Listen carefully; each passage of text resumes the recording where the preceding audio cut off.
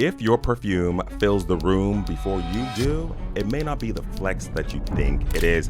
The perfumes are getting stronger, they're getting bolder, they're calling them the beast mode perfume.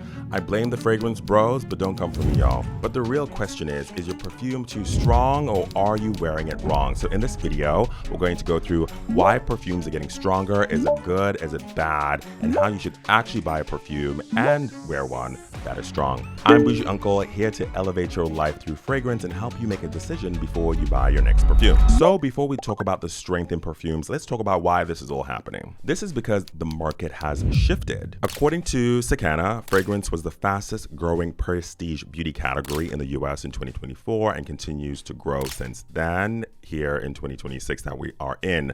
So not just skincare, not just beauty, specifically fragrance. And within fragrance, one of the booming categories outside of body mist is also long-lasting perfumes. People want value, they want strength, they want to feel the bang for their buck, and they want to make a statement. You see it with the flanker perfumes, the ones called Intense, Elixir, Parfum, Extract. So brands are using the strength as a marker of luxury, as a marker of quality. But is it true? Because people just be saying stuff these days. You see it on TikTok with the words people use: beast mode, longevity, the dupes that last forever. I want it to last 12 hours. This one only lasts 8 hours. I'm like, I feel like that's enough. No, how long do you really need it to last? Like, we all just need to chill out a little bit. And part of it is that we're seeing men, or specifically teen boys, like younger men, get into fragrance.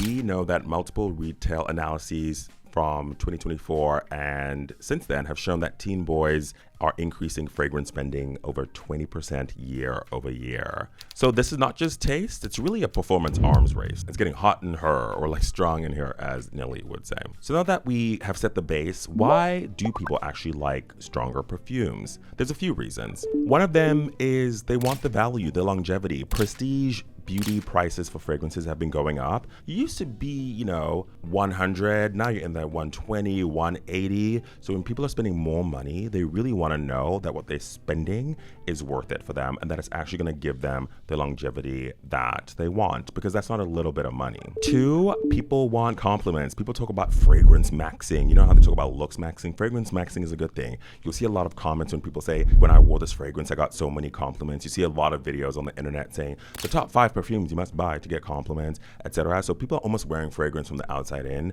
versus on them to project out into the world, which is, neither here nor there, but we all know that you don't want to live for the world, you got to live for you. But I understand. Basically, the compliments are proof of the value of the fragrance. And thirdly, there's been a cultural influence of just stronger perfumes, particularly from the Middle East. A lot of brands there that have really bold, strong perfumes, which I really, really love. And they have grown on social media. They have a lot of conversation happening about them, and I think people want some of that too. But this is where it can start to fall apart, because performance is one thing, but then it can start to crack for a number of reasons, which is like, are stronger perfumes better or worse? Let's talk about it. The first one is wearability crisis. In my opinion, and that's just my opinion, you don't need to wear strong, oud, bold amber at 6 a.m. at gym in the morning. Like, it's a little much. You don't even need to wear that at the office. We're all just trying to work, trying to focus. I don't need to feel your fragrance aura right next to me. And even at brunch, Saturday, you want to feel light, fresh, airy. Some people are coming in ready to punch us in the nose, and that is a no for me, sir. So some people are really averse to that strength that people bring in their strong fragrances because it's not worn at an appropriate time. The second issue is over application. Once you start going to the extracts, you don't need that many sprays. Probably need 2, maybe 3, but it's pretty strong. But because people go nose blind, they spray a little bit more and then it gets a little bit too much. One of my favorite strong fragrances is called Promise by Frederic Malle. It's a cypriol, patchouli, really gorgeous, rose, very nice. But you truly only need 2 sprays of that. It's so intense. Even 1 will take you and it'll last for the week. But if someone was to do 4 or 5 or 8 of those, I would tell them to go away. Go away from me immediately, right now. And then lastly, for some people, it's a sensory overload. Not only does it smell too strong for them, but they're also allergic. It can cause them to have headaches. So you just need to be mindful once you're doing the strong perfumes. That's for you, fragrance bros. And a lot of this confusion comes because of the myths that we have around perfume. The first one being that stronger means better. Stronger doesn't mean stronger. Stronger just means better. I personally think a perfume should be balanced, have a nice amount of concentration and strength and sillage longevity, but also not be too strong and allow it to be complex and unfold like nicely. Just easy does it, okay? Another myth is that extract means beast mode and projection. That's not true. Extract just means a concentration of fragrance, like the percent concentration. So just because it's strong doesn't mean it'll give you like the full thing. So sometimes people are buying, then they're doing too much and spraying too much, just too much of everything. Another myth is that if it doesn't last 12 hours, it's bad. Back to my last comment, projection and sillage is very different from longevity, and quality of ingredients and perfumery is not measured in how long people can smell you once you've left the room. I'm a firm believer in reapplication. Actually, the people need to like chill out, just reapply. I don't care if it lasts 4 hours. It's kind of better for me. I smell a lot of things every day.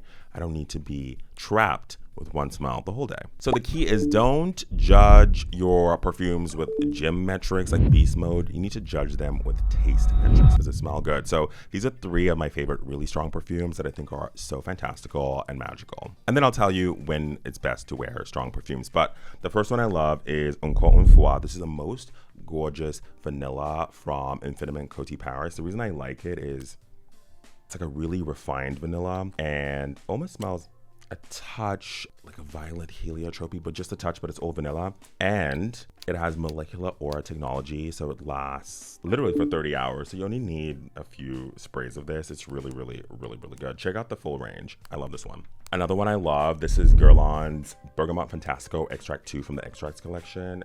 This is the most gorgeous luminous citrus fragrance. It has the Guerlainade, so the 6 combo of Guerlain notes. You know, the iris, the tonka, the vanilla, the bergamot, etc. So think like sparkling bergamot, but like powdery, grown, rich. I was introduced to this by Guerlain in New York when I flew there. So good. I know people love Vanilla Panifolia, the best vanilla of all time, but if you're also looking for something else in that range, this right here, and the tonka, yeah, get those. And 3, this is Amouage's Guidance 46. So I love Guidance. I live in Guidance all the time, which is pretty strong. I think at 20%. This is at 46%. This is like pretty strong. That signature hazelnut pear chocolate, but this has a frankincense that gives a good depth. It's so gorgeous, but you don't want to overdo it. This is 2 sprays and relax, please. I'll link all those down below if you want to shop.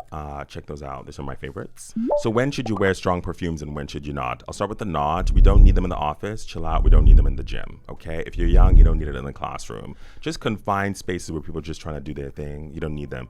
The planes. Everyone needs to chill out. You need a light, airy musk. If you want a recommendation of that, let me know. I'll send it to you. When should you wear them? I think cold weather is great because it's cold, so the warmth of your skin is not as much to give the projection. I would do that.